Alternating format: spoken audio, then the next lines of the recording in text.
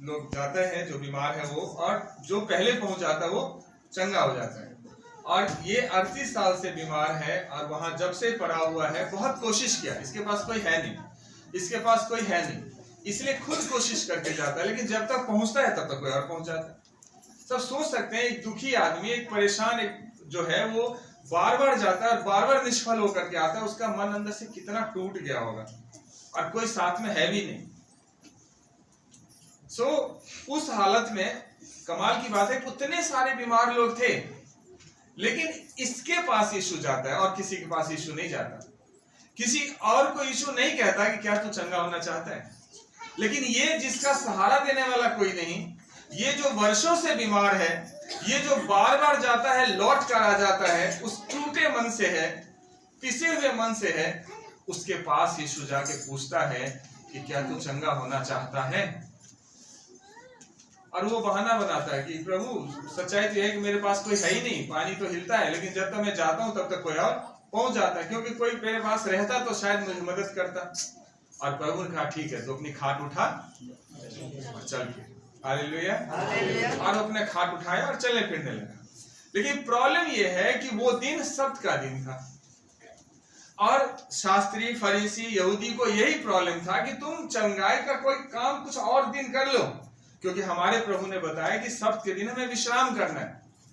और उसका सब्त का उचित मीनिंग जो है, सही मीनिंग जो है, वही बात यीशु उन्हें समझाना चाह रहे थे। बोला कि अगर तुम भारी से भारी, मान लो तुम्हारा जानवर प्यासा तो क्या तुम उसे पानी नहीं पिलाते? अगर कुआं में गिर जाए क्या तुम उसको निकाल नहीं सकते? उस दिन तो निकालोगे या कल के लिए छोड़ोगे?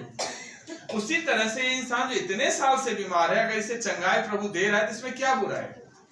लेकिन लोग उसके पीछे पड़ गए, उनके जान के दुश्मन हो गए। जब उन्होंने कहा कि जो मैं पिता को करते देखता हूं वही करता हूं, तो उसके जान के पीछे पड़ गए सब।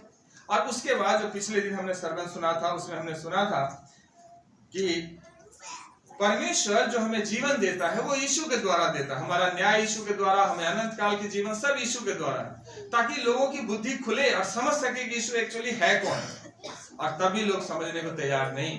न्याय तक परमेश्वर ने यीशु के हाथ में कर दिया है, तब भी उसे अपना उद्धारकर्ता ग्रहण करने को तैयार नहीं, तब भी उसे अपना प्रभु मानने को तैयार नहीं।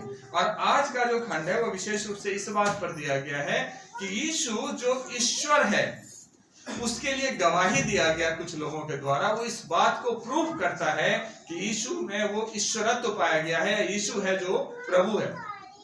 इस बात को यूहन्ना जब ये लिखते हैं तो बताने की कोशिश करता है कि ना सिर्फ एक मनुष्य है, ना वो नासरी है, ना वो यूसुफ और मरियम का बेटा है, बल्कि सच्चाई ये है कि वो परमेश्वर का पुत्र है जो मसीहा बनकर तुम्हारे बीच में आया है, ताकि तुम इस पर विश्वास करो और उद्धार को प्राप्त करो। और इसके लिए कुछ गवाही दिया गया, जिससे पहला गवाह जो है 30 से 35 तक देखेंगे तो यूहन्ना बपतिस्मा देने वाले की गवाही लिया गया। और जब इसको पढ़ेंगे तो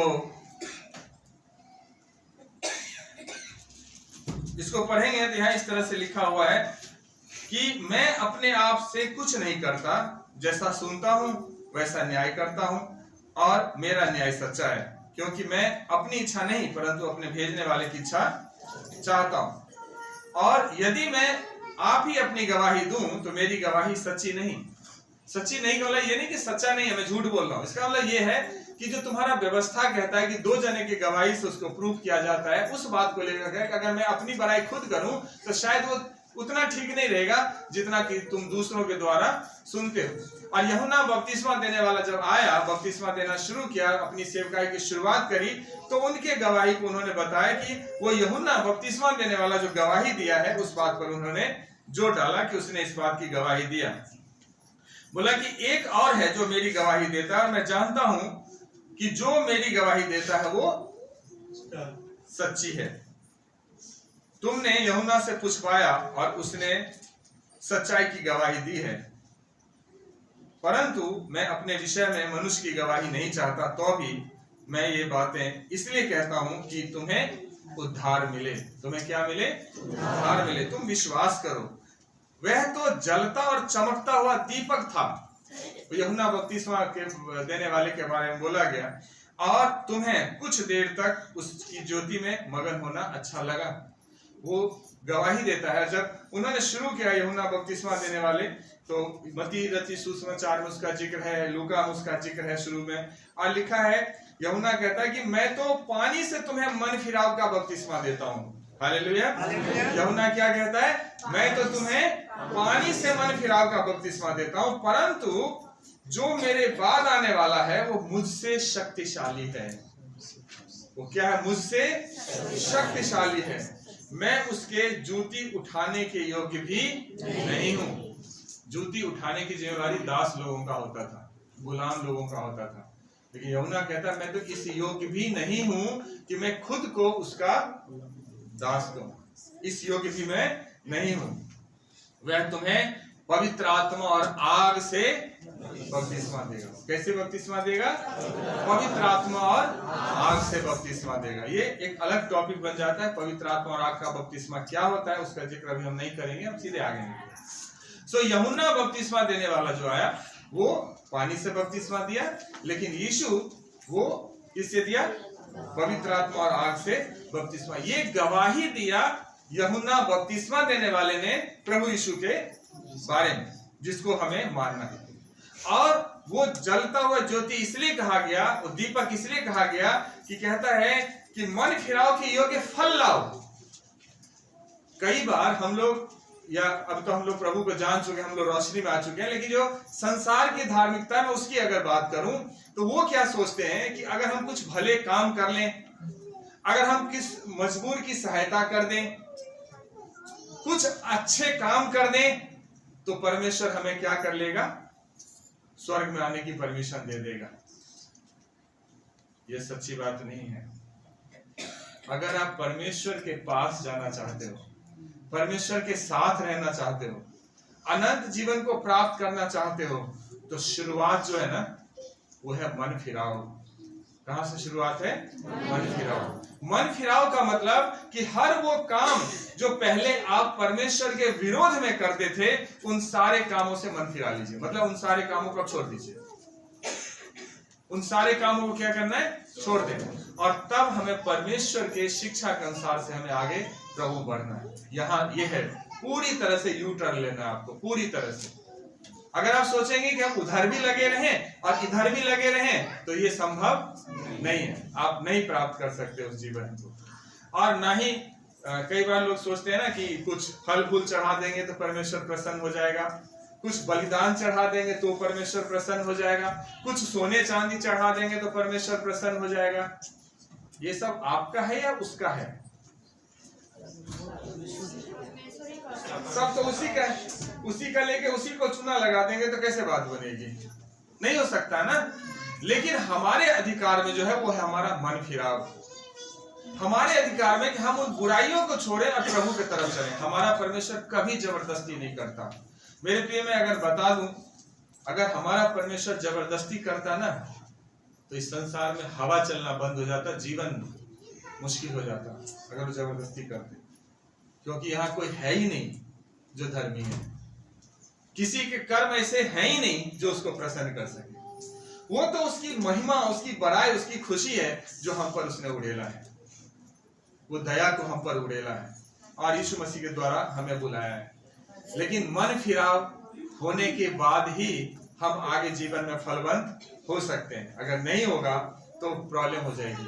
और इसलिए मन फिराव क्या है? मन फिराव क्या है? जरूरी है। मन फिराव जरूरी है। लिखा उसका सूप उसके हाथ में है और वो अपना खलियान अच्छी तरह से साफ करेगा। उसका सूप उसके, किसका सूप किसके हाथ में है?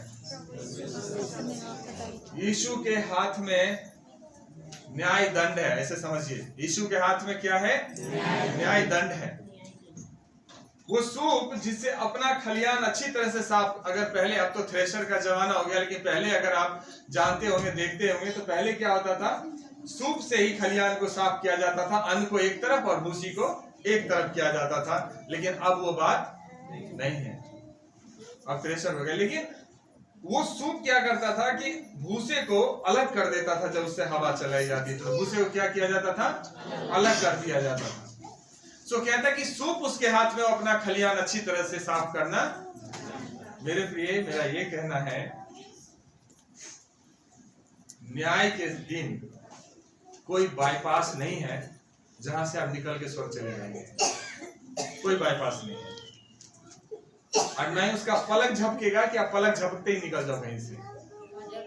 वो अच्छी तरह से हम सबको बेहतर रीति से जानता है और बेहतर रीति से हम सबको लेकर के चलेगा, बेहतर रीति से, है ना। दूसरी गवाही जो है वो यीशु मसीह के खुद के काम है जो इन गवाहियों को देता है। यीशु के जो खुद के काम है वो इन गवाहियों को देता है ना। जो काम यीशु ने किया, मैं आप सबसे पूछता हूं, जो काम यीशु ने किया क्या नॉर्मल मनुष्य कर सकता है? नहीं कर सकता। कुछ कामों का मैं जिक्र करूंगा जो उन्होंने किया। यीशु ने 4 दिन के मरे हुए को, यहां तक कि जो कब्र में रखा हुआ हो गया था उसको यीशु ने क्या किया? जिंदा किया।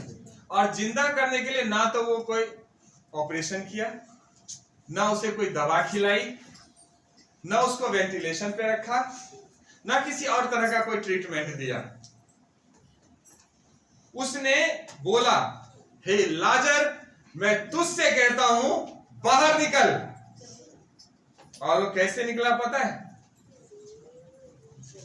लिखा है जो मर गया था वो कफन से हाथ पांव बंधे हुए निकल आया और उसका मुंह अंगोछे में लिपटा हुआ था। यीशु ने उनसे कहा, उसे खोल कर जाने दो। हालेलुया। मार्था मरियम कहती है कि प्रभु मुझे पता है जब आप आएंगे तो मेरा भाई फिर से जीवित हो जाएगा, मुझे पता है। अभी आप मत निकालो वहां से, पत्थर मत हटवाओ। अब तो उसमें से लाश सड़ने लगी, अब तो उसमें से बदबू आ रहा है। जरा 1 सेकंड के लिए वहां रुकिए। अभी जो बहन रो रो के अपना बुरा हाल कर लिया था उस भाई के लिए, जब यीशु के आने की बात सुना तो दौड़ के यीशु को बोला कि प्रभु अगर तू रहता तो मेरा भाई नहीं मरता।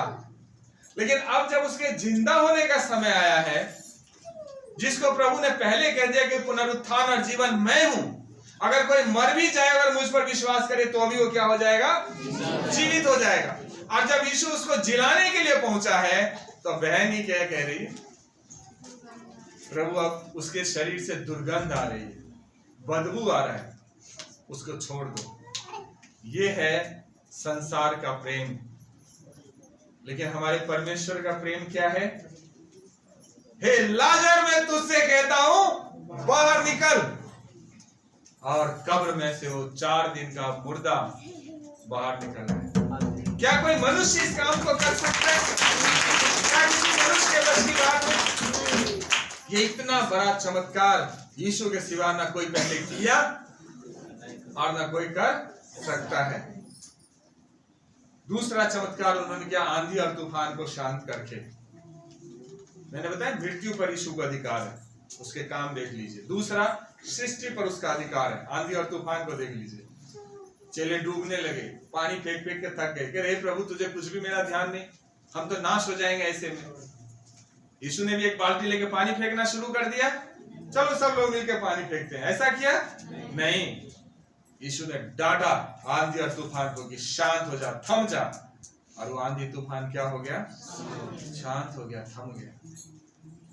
एक लेडी जिसको 12 वर्ष से लहू बहने का रोग था, वचन कहता उसने सारी जीविका अपनी लुटा दी, सारे पैसे उसने क्या कर लिए? बर्बाद कर लिए। डॉक्टर से दिखाया, हर जगह इलाज कराया, कहीं से वो ठीक नहीं हुआ। सब कुछ करके क्या हो गए? थक गए, कुछ नहीं हुआ। तब कहीं ना कहीं से सुना होगा कि भाई तुम इतने जगह गए, कुछ नहीं हुआ, एक जगह और चले जाओ, शायद तुम्हारा कुछ भला हो जाए। सब जगह तो दिखाई लिया, एक बार चले जाओ। और बताया कि उससे कैसे कैसे चमत्कार होते, कैसे कैसे चिन्ह दिखाए जाते, कैसे कैसे काम होते।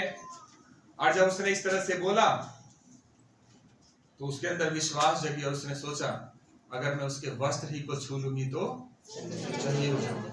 वहां यीशु ने प्रार्थना नहीं किया उसके लिए, लेकिन वो जो सुपर नेचुरल अपने में है, वो जो सर्वशक्तिमान है, वो जो सनातन परमेश्वर है, वो जो जीवन देने वाला ईश्वर है, उसके वस्त्र को ही छूते हुए ही तुरंत ही अपने शरीर में महसूस कर लिया कि मैं क्या हो गई, सही हो गई। वो ऐसा ईश्वर है, वैसा प्रभु है। और 38 साल वाले पर तो हम लोग बात ही कर रहे है ना। सो इतने बड़े बड़े चिन्ह और चमत्कार किया, इतने बड़े बड़े चिन्ह और चमत्कार किया।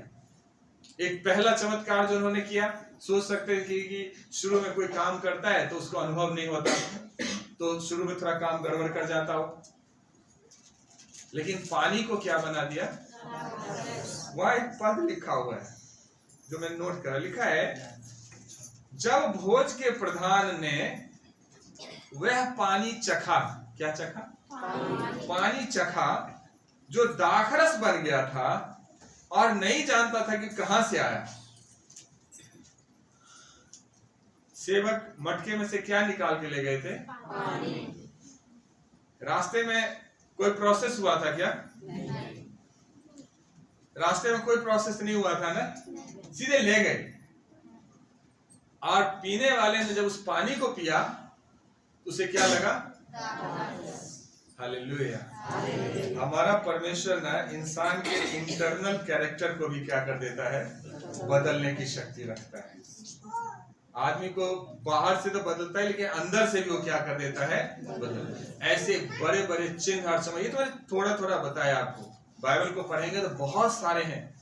इन सब चीजों को कर ये साबित कर दिया कि कोई साधारण मनुष्य नहीं कर सकता, नहीं कर सकता साधारण मनुष्य।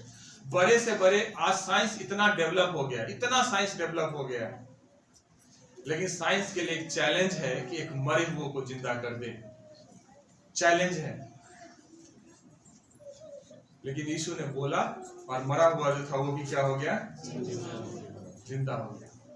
तो दूसरी गवाही यीशु के खुद के काम है जो इस बात को साबित करता है कि वही वो ईश्वर है जो सब कुछ करने वाला पराक्रमी परमेश्वर है। तीसरी गवाही जो उनके बारे में दिया, स्वयं पिता परमेश्वर ने गवाही दिया यीशु के बारे में, स्वयं पिता परमेश्वर ने दिया। 37-38 पद को पढ़ेंगे तो लिखा है, पिता जिसने मुझे भेजा उसी ने मेरी गवाही दी। तुमने ना कभी उसका शब्द सुना और ना उसका रूप देखा है, और उसके वचन को मन में स्थिर नहीं रखते, क्योंकि जिसे उसने भेजा उसकी प्रतीति नहीं करते। कई बार हम क्या करते हैं, संसार की बात करें तो यीशु को ग्रहण करने को तैयार नहीं है, लेकिन परमेश्वर के सामने खूब परिश्रम करेंगे, परमेश्वर के सामने धर्मी बनने की खूब कोशिश करेंगे। लेकिन सच्चाई ये है, सत्य, मार्ग और जीवन मैं ही हूं। किसने बोला? सत्य, मार्ग और जीवन मैं ही हूं। बिना मेरे द्वारा कोई भी पिता के पास नहीं पहुंच सकता। ये फाइनल स्टेटमेंट है, मैं ही हूं। ये नहीं लिखा मैं भी हूं, कोई और ऑप्शन रहता, ऐसा नहीं है। सो अगर कोई पिता के पास जाना चाहता है तो रास्ता एक ही है, और वो रास्ता यीशु है। बिना यीशु के कोई भी पिता के पास नहीं जा सकता। सो अगर आप उस परमेश्वर से साक्षात्कार होना चाहते हैं, आप उस परमेश्वर से मिलना चाहते हैं, उस परमेश्वर को शांति को प्राप्त करना चाहते हैं, अनंत जीवन को प्राप्त करना चाहते हैं, जीवन और मृत्यु से फ्री होना चाहते हैं और हमेशा के जीवन में प्रवेश करना चाहते हैं, तो मेरे प्रियो रास्ता है प्रभु यीशु मसीह। उसके बिना कोई नहीं जा सकता। और जब तक हम यीशु पर विश्वास नहीं करते, उनके वचनों पर विश्वास नहीं करते, तब तक इनडायरेक्टली हम परमेश्वर पर भी विश्वास नहीं कर सकते, नहीं कर सकते, और इनकी नहीं करते। जब यीशु का बपतिस्मा हुआ तो यूहन्ना को प्रकाशन मिला था कि जिसके ऊपर तुम कबूतर के समान, कबूतर के रूप में पवित्र आत्मा को उतरते देखोगे, समझ लेना कि वही मसीहा है, उसी को हमने संसार में भेजा। और जब यीशु बपतिस्मा लेकर बाहर आए तो तुरंत ही उस पर पवित्र आत्मा के रूप, कबूतर के रूप में पवित्र आत्मा उन पर आ गया। और वहां इस तरह से लिखा है कि यीशु भी बपतिस्मा लेकर प्रार्थना कर रहा था तो आकाश खुल गया और पवित्र आत्मा शारीरिक रूप में कबूतर के समान उस पर उतरा और यह आकाशवाणी हुई अर्थात स्वर्ग से आवाज आया कि तू मेरा प्रिय पुत्र है, मैं तुझसे प्रसन्न हूं। तू मेरा प्रिय पुत्र है जिससे मैं प्रसन्न हूं। ये परमेश्वर ने गवाही दिया प्रभु यीशु मसीह के बारे में। यीशु बार बार बोलते हैं ना, वो मेरा पिता है, जैसा मैं पिता को करते देखता हूं वैसा ही मैं करता हूं। लेकिन यहाँ पिता खुद गवाही दिया कि तू मेरा प्रिय पुत्र है और मैं तुझसे प्रसन्न हूं। दूसरी गवाही जो है, जो यीशु के बारे में है, जब यीशु का रूपांतर हुआ था, सब लोग को याद आ गया, जब यीशु का रूपांतर हुआ, पहाड़ पर यीशु गए और चेले भी साथ गए और चेले प्रार्थना कर रहे थे, तो वहां अचानक ही माहौल बदल गया, यीशु के वस्त्र बदल गए, मूसा एलिया मिलने के लिए आया और यही बात कर रहे होंगे, प्रभु जी बहुत चमत्कार हो गया, बहुत सब कुछ हो गया, अब वो समय आ गया है कि आप यरूशलेम की तरफ चलिए, क्योंकि मेन जो आपका आना था क्रूस पर चढ़ने के लिए आना था और उस काम को संपन्न करने के लिए अब समय आ चुका है। चले, यही सब कुछ बातचीत हो रही थी। पतरस का आंख खुल गया, वो देख रहा था सब कुछ। देखने के बाद जब सब कुछ शांत हो गया तो पतरस कहता है, प्रभु हमारा यहाँ रहना अच्छा है, हम यहाँ 3 मंडप बनाएंगे, एक आपके लिए, एक मूसा के लिए, एक एलिया के लिए।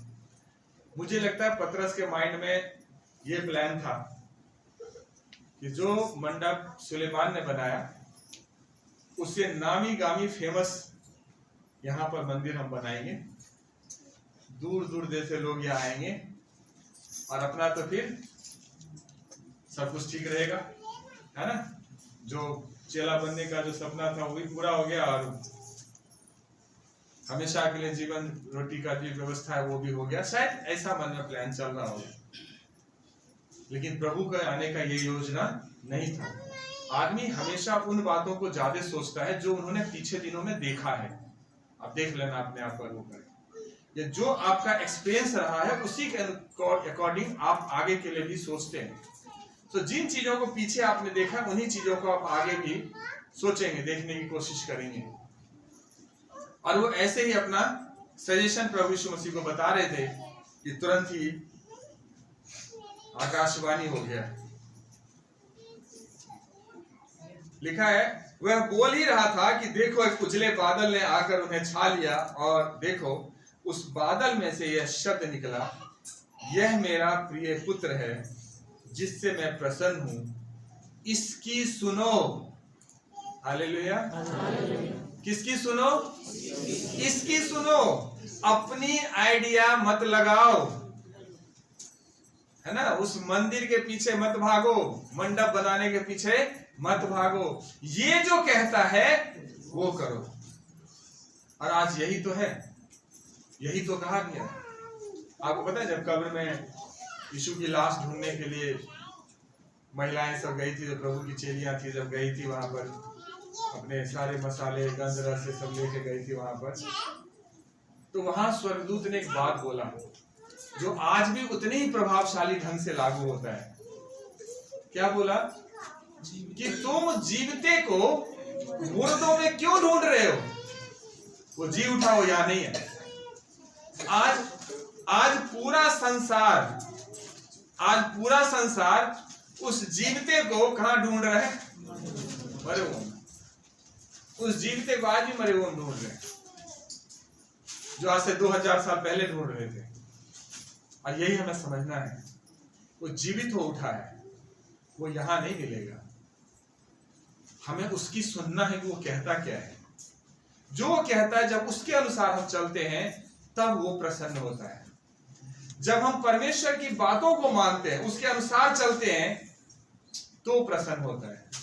शमूएल कहता है, आज्ञा पालन बलिदान चढ़ाने से भी उत्तम है।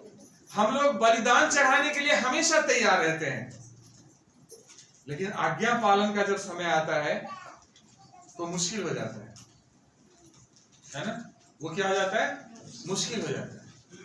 अभी अगर बोलूं कि आज रात सबको 4 घंटे जग के प्रार्थना करना है, आधे की शक्ल उतर जाएंगे। लेकिन ये बोलूं 1-1 किलो सेब लाना है प्रभु के लिए, यहां बोला ने तुरंत आना शुरू हो जाएगा, क्योंकि बलिदान चढ़ाने में हम बड़े तेज हैं, लेकिन उसकी आज्ञा को पालन करना, उसको मानना, उसके पीछे चलना, ये बड़ी ही कठिन होता है। जबकि परमेश्वर का वचन कहता है कि आज्ञा मानना कठिन नहीं है। अगर आप परमेश्वर से प्रेम करेंगे तो बहुत आसान लगेगा आपको। जिससे आप प्रेम करेंगे, जिसको आप चाहेंगे ना दिल से, वो जो कहेगा आप हंस के करेंगे। अगर आप सचमुच परमेश्वर को चाहते हैं, उससे प्रेम करते हैं दिल से, तो उसकी आज्ञा का मानना मुश्किल नहीं है। और यही यीशु ने कहा, परमेश्वर ने कहा यीशु के बारे में कि तुम इसकी सुनो, ये क्या कहता है। लिखा, चेले यह सुनकर मुंह के बल गिर गए और अत्यंत डर गए। तब समझ में आया कि हमारी प्लानिंग तो हम कुछ और सोच रहे हैं, वो कुछ और रहा है ना? सो परमेश्वर खुद यीशु के बारे में गवाही दिया कि वो साधारण मनुष्य के साथ साथ सर्वशक्तिमान परमेश्वर भी है। अगर उसको एक यूसुफ और मरियम के पुत्र के रूप में देखते हो तो सर्वशक्तिमान परमेश्वर का बेटा भी है। अगर उसे भूख लगी, इतनी तेज भूख लगी कि अंजीर के पेड़ को श्राप दे दिया, तो वही है जो लाजर को मुर्दे में से बोला बाहर निकल, तो निकल आया। वो एक ही समय में परमेश्वर और मनुष्य दोनों है, और उसकी सुनना जरूरी है, क्योंकि वो हमारी कमजोरी, अगर वो मनुष्य है तो हमारी कमजोरियों को जानता है, हमारी दुखों को जानता है, और अगर वो परमेश्वर है तो परमेश्वर की करुणा को भी बेहतर रीति से जानता है, और उसी के सहारे हमें परमेश्वर से जोड़ता है। लास्ट बात जो गवाही है, वो वचन की गवाही, परमेश्वर के वचन की गवाही, जो परमेश्वर का वचन कहता है।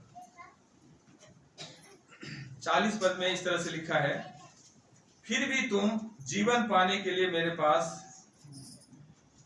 आना नहीं चाहते। 39 में लिखा है, तुम पवित्र शास्त्र में ढूंढते हो क्योंकि समझते हो कि उसमें अनंत जीवन तुम्हें मिलता है, और यह वही है जो मेरी गवाही देता है। उत्पत्ति से लेकर प्रकाशित वाक्य तक अगर आप पढ़ेंगे तो एक ही बात है, और वो है यीशु की गवाही, परमेश्वर की गवाही कि परमेश्वर कौन है और क्या करता है, इसी बात की गवाही। मैं जब नोट तैयार कर रहा था तो मुझे एक अच्छा लाइन परमेश्वर ने दे दिया, मैं बोल देता हूँ, इंग्लिश में मैं लिखा हूं तो बोल देता हूँ। Teach the word of God but not reach the son of God. मतलब हम परमेश्वर के वचन को सीखते भी हैं, सिखाते भी हैं, जानते भी अच्छी तरह से, लेकिन परमेश्वर के पुत्र तक पहुंचने के लिए तैयार नहीं रहते। शास्त्री, फरीसी, व्यवस्थापक, सबको परमेश्वर का वचन रटा हुआ था। क्या उन्होंने यशायाह की पुस्तक को नहीं पढ़ा होगा? मैं आपसे पूछता हूँ, पढ़ा होगा ना? जहाँ लिखा है कि मेरे कारण दुख उठाएगा, मारा गया, गारा गया, सारे ताड़ना पड़ी, सारी बात लिखा हो। क्या उसने उस चीज को नहीं पढ़ा होगा? और उसके बावजूद पैंतुस पिलातुस के सामने जब यीशु मसीह खड़ा है तो महायाजक पूछता है, तू हमें बता क्यों नहीं देता, क्या तू ही परमेश्वर का पुत्र मसीहा है? अरे महायाजक हो, क्या तुमने पढ़ा नहीं? क्या लिखा उसके बारे में? अभी पूछ रहे हो, मुझे कंफ्यूजन में क्यों डाल रहे हो? बता दो कि मैं तू ही मसीहा है। तुमने पढ़ा क्या? इससे अच्छा तो फिलिपुस ने पढ़ लिया। फिलिपुस ने क्या कहता है जब वो गवाही देने जाता है नतनेल को? क्या कहता है कि मूसा की व्यवस्था में जो लिखा हुआ है वो मसीहा हमें मिल गया, वो कोई और नहीं है, यूसुफ का पुत्र यीशु नासरी है।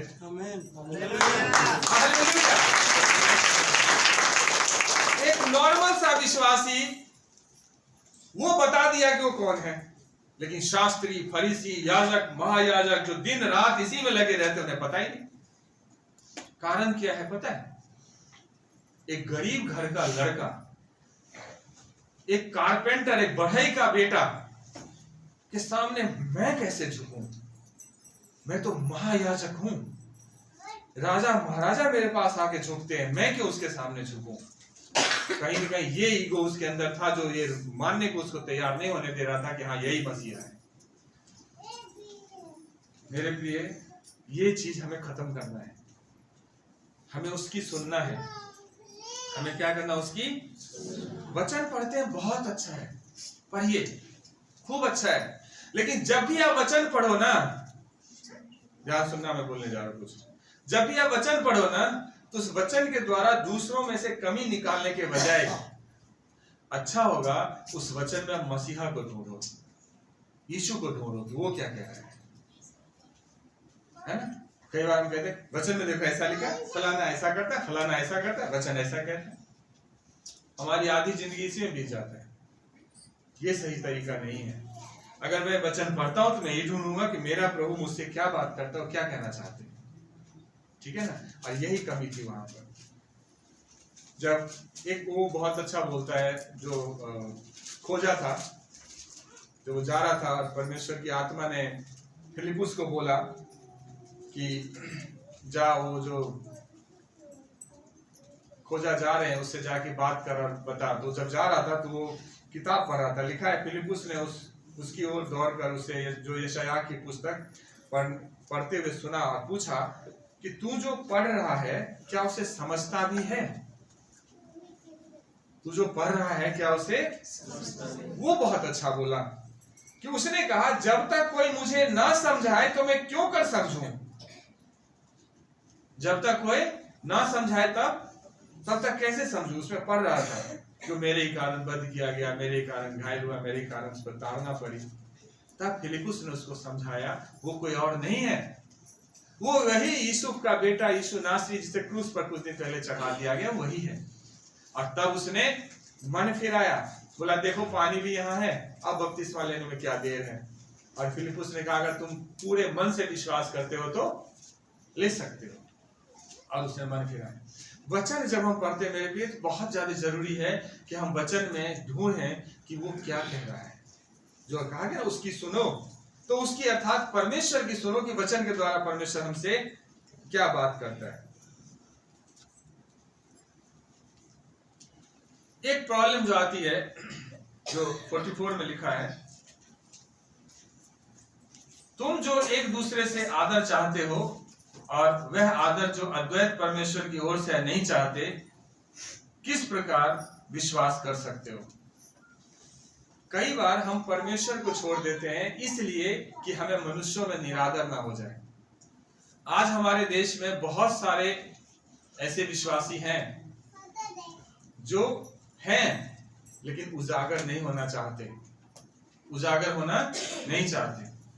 मैं मिलता हूं बड़े बड़े हस्ती कह सकते हैं उनके लिए, उनके पास जब जाता हूं, उनसे बातचीत करता हूं तो कहते मैं जानता हूं लेकिन लोगों को बता नहीं सकता। क्यों नहीं बता सकते? माहौल ठीक नहीं। लेकिन है बहुत तगड़े विश्वासी, है बहुत तगड़े विश्वासी। जब हम मनुष्यों को दिखाने के लिए, मनुष्यों को के डर से परमेश्वर का इनकार कर देते हैं, तो वचन क्लियर शब्दों में लिखा है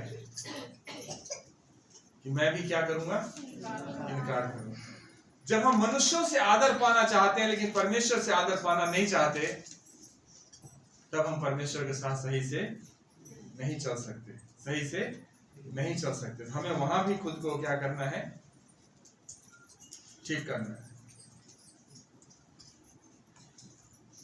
मैं वहां भी ठीक करना है। 47 लास्ट पद है, वो लिखा है परंतु यदि तुम उसकी लिखी हुई बातों की प्रतीति नहीं करते तो मेरी बातों की प्रतीति क्यों कर करोगे। मूसा ने बहुत कुछ बोला कि जब लोगों से बोला कि मूसा की बात को तो तुम करते हो, मूसा ने ये बोला, मूसा ने ये बोला, मूसा ने ये बोला। अगर मूसा ने वो बोला तो मेरे बारे में भी तो बोला, यीशु के बारे में भी तो बोला कि तुम्हारे बीच में से मेरे जैसा ही एक भविष्यवक्ता आएगा जो तुम्हारा छुटकारा करेगा, और वो मैं हूं, मुझ पर विश्वास क्यों नहीं करते। और इस तरह से बहुत समय कम है लेकिन बताऊं बहुत सारे इसमें से सुसमाचार में से जो प्रभु का वचन है, इसमें से बहुत सारे गवाही है यीशु के बारे में। आप यशायाह को पढ़ लीजिएगा घर पे जाकर के आराम से। पूरा यशायाह यीशु के बारे में बात करता है, शुरू से लेकर लास्ट तक बहुत सारी गवाही है। हम उसको मानते तो हैं, लेकिन यीशु के पास आने को तैयार नहीं होते। मेरे प्रिय, जरूरी है कि यीशु जो ईश्वर है, खुद परमेश्वर है, उसके बारे में यहाँ पे इस खंड के अनुसार से 4 गवाहियां दिया गया इस बात को प्रूव करने के लिए कि यीशु ही प्रभु है। पहली गवाही दिया यूहन्ना बपतिस्मा देने वाले ने। दूसरा गवाही यीशु के खुद के जो चिन्ह चमत्कार है उसने दिया। तीसरा गवाही जो है पिता परमेश्वर ने दिया यीशु के बारे में